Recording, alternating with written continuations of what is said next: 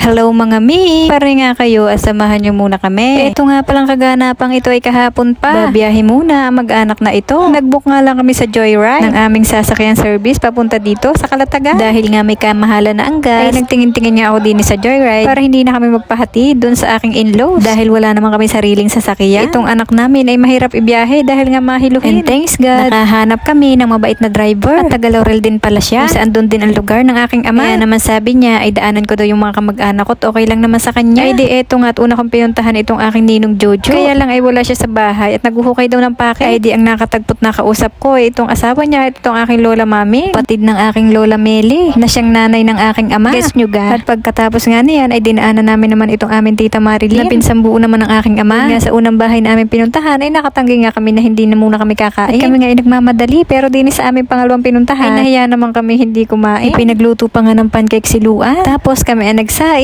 at nagluto naman kami na madali lang lutuing ulam. Salamat sa Diyos at eto nga at kami ay nabusog na. Inabot nga kami dito ng tanghalian. Mag-aalas 10 na. At eto nga si Luan ay feel at home. Sobra-sobra ang liko. Samantalang kanina lamang ay hilong-hilo. Sukang-suka na sa biyahe. Maigi na nga lamang at kami ay nag-stop over din. Gusto nga niyang ipaluto pa sa amin ay karne o kaya isda. Kaya lamang ay frozen pa. Kaya sabi ko yung mga dilata na lang. Yung mga mabilis lamang i-prepare. Dahil ito nga si kuyang nabook namin ay maghahanap pa yan ng booking pabalik. At ito namang si Luan ay bumuklat na bumuklat at lumikot ng lumikot. Sabi nga nitong aking tita Marilyn ay hayaan ko na lang ay kaya lamang ay garnihin. Hindi naman pwedeng hahayaan are at sobra naman pagkalikot-likot ay siya din naman ang masasaktan. Sa mga nagsasabi nga na kapag babayang anak ay mahinhin at hindi malikot ay hindi ho totoo yun. Scam. Ang katotohanan po ang lahat ng batang malikot, babae or lalaki ay healthy. Kaya naman thank you Lord kahit napayatot itong aking anak ay napakalikot at healthy. Sobrang sarap nga ng hangin dito. Ang sarap ng matulog. Iba din nga talaga kapag napagawi ka dito sa Batangas. Kung anong meron nga sila ay siyang ihahain sa iyo. At saka sobra silang mag-estima ng bisita. Talagang taong-tao kanilang haharapin. Yun nga siguro nga ay may isang oras din kami dito. Kami nga ay lumarga na rin. Sabi naman itong si Kuya Driver ay wala naman daw traffic. Sabi ko naman ay first time namin magbiyahe na walang traffic tapos Holy Week pa. Ang makakapagpatigil lang pala sa traffic ay pagmahal ng gasolina. Natatakot na nga daw lumabas ang mga tao dahil nga mamahal na ng gas. Pero salamat talaga sa Lord at nakatagpo kami ng ganitong driver. Napapakiusapan nyo nga na kapag nahihilo si Luan ay ibababa itong bintana para makalangap si Luan ng fresh air. Ang bilis nga lang ang biyahe namin. Kung bubuuin nga lang ay nasa 2 hours. Hindi mabilis ang patakbo pero walang traffic. Sobrang smooth lang ng aming biyahe kahit first time namin mag-book dito. Kaya naman 10/10 sa akin ang Joyride dahil na rin siguro kay Kuya Driver. Tatanaw ko nga dito sa bintana. Napakaganda nga ng panahon at napakaganda ng mga puno. Iba pa rin talaga ang feeling kapag nakakauwi ka kung saan ka lumaki. Welcome to Municipality of Calatagan kung saan dito ako lumaki, nagkaisip at natutong lumaban sa hamon ng buhay. Sobrang hirap ng buhay namin noon. Kahit nga ako'y taga-Calatagan, hindi naman ako nagagala dito. Dahil ang focus ko dati ay paano kumita ng pera. Hindi nga ako nakapag-college mga mi. Dahil nga ito sa katutulong to provide financially sa aming pamilya. Noon nga ay sinisisi ko pa ang mga magulang ko dahil dito. Pero ngayon ay hindi na talaga. Inaamin ko na nagkamali ako. Na-realize ko na napakaganda pala ng plano ng Lord sa buhay ko. Oo, mahirap ang mga magulang ko, mahirap kami. Pero hindi ko na sila sinisisi. Life is short. Maaaring maganda ang plano natin sa ating mga buhay. Pero kung hindi niya kalooban ay hindi talaga mangyayari. Ang natutunan ko nga, kahit maganda ang plano mo sa buhay mo, kung hindi naman ito kalooban ng Lord, ay wala pa din. Pero hindi mo naman mapipigil ang Lord sa paggawa ng mabubuting bagay sa ating buhay ngayon. Mapapasabi ka na lamang ng thank you Lord dahil kalooban mo ang nasunod at hindi ang aking kalooban. Heto nga mga mare at nandito na kami sa aming bahay. Maraming salamat sa panonood. Always remember that God is good all the time and all the time God is good. Salamat nga pala sa pagsama. Pwede mong i-comment kung nasaan ka ngayon para naman malaman natin kung sana umabot ang video ito. Bye! God bless!